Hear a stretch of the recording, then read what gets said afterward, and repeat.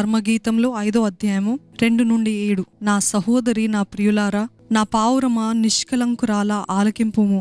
నా తల మంచుకు తడిసినది, నా వెంట్రుకలు రాత్రి కురియు చినుకులకు తడిసినవి. నాకు తలుపు తీయమనుచు నా ప్రియుడు వాకిలి తట్టుచున్నాడు. నేను వస్త్రం తీసివేసి తిని, నేను మరలా దాన్ని ధరింపనేలా?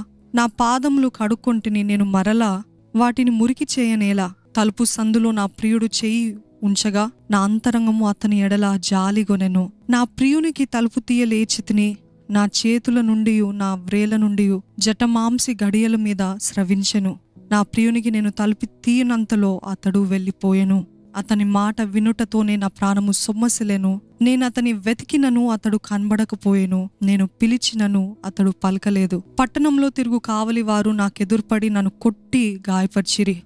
ప్రాకారం మీద కావలి వారు నా పై వస్త్రమును దొంగలించిరి. మీకేం అర్థమైందండి దీంట్లో? This is like God is calling on us కదా. ఇక్కడ ఆ ప్రియుడికి సాదృశ్యం ఏంటిది? ఎవరు అని అంటే దేవునికి సాదృశ్యం, లేకపోతే అవకాశాలకి సాదృశ్యం. అనేక సార్లు అవకాశాలు మన తలుపు తడతా ఉంటాయి. Opportunities keep knocking. మనం అనుకుంటాం మనం వెళ్ళాలి ఆపర్చునిటీస్ వెనకాల, అవకాశాలు వెనకాల మనం వెళ్ళి తలుపు తడతా ఉంటే తెరుస్తారు. Yes, that is also true. కానీ ఇక్కడ చూసినట్లయితే అవకాశమే, గొప్ప భాగ్యమే. తన ప్రియుడు అంటే దేవుడు తన తలుపు తడుతున్నప్పుడు తను వంకలు చెప్తుంది. She is giving excuses. ఎక్స్క్యూజెస్. ఈరోజు మన జీవితంలో మనం గ్రహించుకున్నట్లయితే, చూసినట్లయితే, many of us we have lost many opportunities. అవకాశాలు, ఎన్నో అవకాశాలు కోల్పోయాం. ఎందుకంటే we are living in our comfort zone. మనకి సుఖంగా ఉండేది. తను అంటుంది, నేను బట్టలు తీసేసాను, నేను నా కాలు కడుక్కున్నాను, నేను మరలా మురికి చేయనేలా, మరలా బట్టలు వేసుకోవడం ఎందుకు, మరలా అని she is only looking at our comfort zone. ఈరోజు we are too accustom to comfort zone. సుఖంగా జీవించే బ్రతుకు, ఆ సుఖంగా జీవించే బ్రతుకు అలవాటు అయితే ఎన్నో అవకాశాలు ఈ స్త్రీ ఏ రీతి అయితే పోగొట్టుకుందో ఆ రీతి మనం పోగొట్టుకుంటాం. If you see her life, she regretted, నిరాశ చెందింది, పశ్చాత్తాపడింది. ఎందుకంటే అయ్యో, నా ప్రియుడు తలుపు తట్టాడే, నేను తీయలేదే, నేను తీసే లోపల ఆయన వెళ్ళిపోయాడు. ఈరోజు మన జీవితంలో కూడా we all have this one thing that we have regrets. ఏంటిది అంటే, ఆ రోజు అలాగ జరిగింది, నేను ఆ రోజు అలాగ చేస్తుంటే బాగుండు అన్న తలంపు ఎవరికైనా ఉందా? చేతులెత్తి చూపిస్తారా? ఆ రోజు అలాగ చేస్తుంటే బాగుండు. That regret. అవకాశాలు ఒక్కసారి వస్తాయి, లేకపోతే 2 సార్లు వస్తాయి.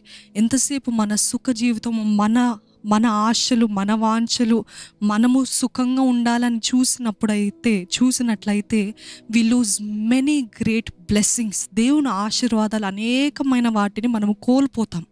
మనకు అర్థం కాదు, ఎందుకు నేను ఇంత ప్రయత్నించినా జరగట్లేదంటే అవకాశం వచ్చినప్పుడు సద్వినియోగపరచుకున్నారా? Did you use the opportunity that God has given you? మీకు ఏదో చిన్న అవకాశం వచ్చిందండి, పోన్లే చిన్నదే కదా అని చిన్నదాన్ని తీసి పడేస్తారా?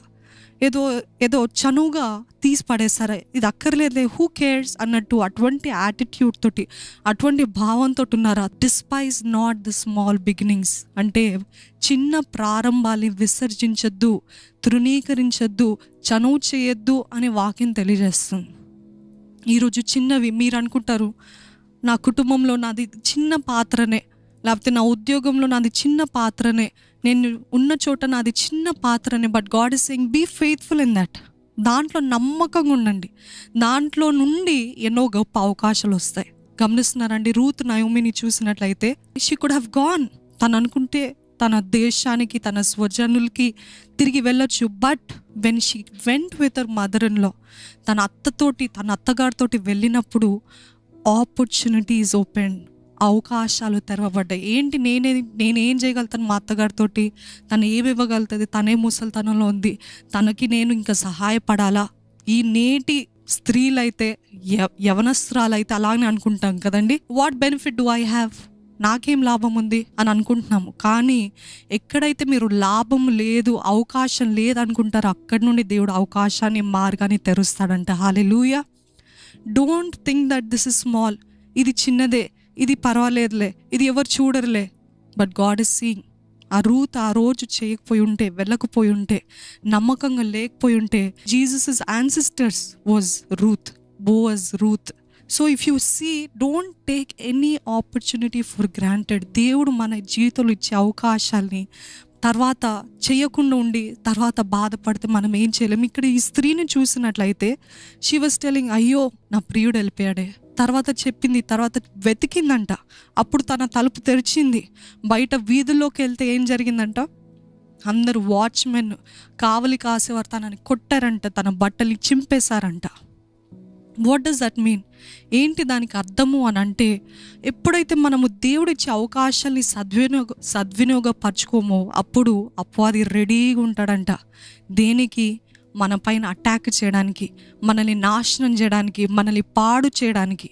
ఈరోజు దేవుడు అవకాశాలు తెరుస్తున్నప్పుడు అది చేయలేదనుకోండి, ఆహా నువ్వు నా చేతిలో దొరికావే, నువ్వు నా చేతిలో చిక్కావే అని వాడు సంతోషంగా మనల్ని నాశనం చేయాలని ప్రయత్నిస్తుంటాడంట. తను ఆ క్షణమే తలుపు తీసుంటే, తను ఆ క్షణమే ఆ ప్రియుడు తలుపు తట్టినప్పుడు తీసుంటే, you know how beautiful it would have been. యాక్చువల్గా ఇది ఏంటిదంటే భార్య భర్త మధ్యలో జరిగే సంభాషణ. ఆ భర్త వచ్చి అడుగుతున్నప్పుడు తను తీయలేదు. తను అనుకుంది, నేను సుఖంగా ఉండాలి, నేను నా పాదాలని పాడు చేసుకోవద్దు, నేను ఇలాగుండాలి అలాగుండాలని. But by the time she realised, తను జాలి పడెను అని వాక్యం తెలియజేస్తుంది. But by the time she realised, అయ్యో నా భర్త మంచులో తడుస్తున్నాడే, అయ్యో నా ప్రియుడు ఎంతో వేదనలో ఉన్నాడే, ఎంతో కష్టంలో ఉన్నాడు, కాబట్టి ఇప్పుడు తీస్తాను అనే లోపడే తను వెళ్ళిపోయాడు, భర్త వెళ్ళిపోయాడు. ఆ భర్త వెళ్ళిపోయాడు. భర్త వెంట వెళ్ళి ఎలాగైనా ఆయనని మరలా పొందుకోవాలి, మరలా దక్కించుకోవాలి, మరలా రప్పించుకోవాలి ఇంటికి అని అనుకుంది. కానీ but by the time she went, all the people try to destroy her. తనను ఒక వేశ్యగా భావించి తన బట్టలు చింపేసి తనని నాశనం చేసి తనని కొట్టి ఎన్నో దెబ్బలతో గాయాలతో వచ్చింది. ఈరోజు దెబ్బలు, గాయాలు ఇవన్నీ ఎక్కడ నుండి వచ్చినాయి అంటే, we have open the door for the enemy. దేవుడు మనల్ని అడిగినప్పుడు, దేవుడు మనకు అవకాశం ఇచ్చినప్పుడు, దేవుడు మనకి ఎన్నో కార్యాలు జరిగిస్తున్నప్పుడు వీ డోంట్ సీ ఇట్. మన ఆత్మీయ నేత్రాలు తెరవబడ్డావు. ఇదిగో అవకాశం అంటే మీ అత్త ద్వారా, లేకపోతే మీ బాస్ ద్వారా అవకాశం, లేకపోతే చిన్న పనుల ద్వారా అవకాశం కూడా వస్తుందేమో. Are you really looking for opportunities? నిజంగా అవకాశాల కోసం వెతుకుతున్నారా? అది ఏ విషయంలోనే అవ్వనివ్వండి, అది ఎడ్యుకేషన్, విద్య విషయంలో కానివ్వండి, ఉద్యోగ విషయంలో అవ్వనివ్వండి, కుటుంబ విషయంలో, వివాహం విషయంలో, ఏ రీతి అయిన అవకాశాలు వస్తాయి. కానీ ఇది దేవుందా అని చూసే గ్రహింపు, ఇది దేవుని నుండి వచ్చిందా అని చూసే విచేక్షణ జ్ఞానము మనకుందా అని గ్రహించుకోవాలి. Do you have that? Or the enemy is ready మన అవకాశాల్ని దొంగలించడానికి, మన అవకాశాల్ని నాశనం చేయడానికి హీఈస్ రెడీ. అవకాశాలు ఎప్పుడు కూడా మనకి ఎదురుగున్నాయి. కానీ మీరు ఒకటి గమనించాలి, ఏంటంటే, is it an opportunity or an abstraction? ఇది దేవుని సన్నిధికి ఇది ఒక అవకాశమా, లేకపోతే ఇది ఒక ఆటంకమా? మీ దారిలో వచ్చేవన్నీ కూడా దేవునివే అనుకోవద్దు. దయచేసి ఇందాక చెప్పిన రీతిగా విచేక్షణ జ్ఞానం కావాలి. We need the spirit of discernment. విచేక్షణ జ్ఞానం ఏంటి? ఆ విచేక్షణ జ్ఞానం, ఇది అవకాశము దేవుని చిత్తానుసారమైందేనా, లేకపోతే ఇది దేవుని సన్నిధికి, దేవుని ఆలయానికి, లేకపోతే దేవునితో మాట్లాడటానికి, దేవుని చిత్తంలో ఉండటానికి ఇది ఆటంకమా? We have to see.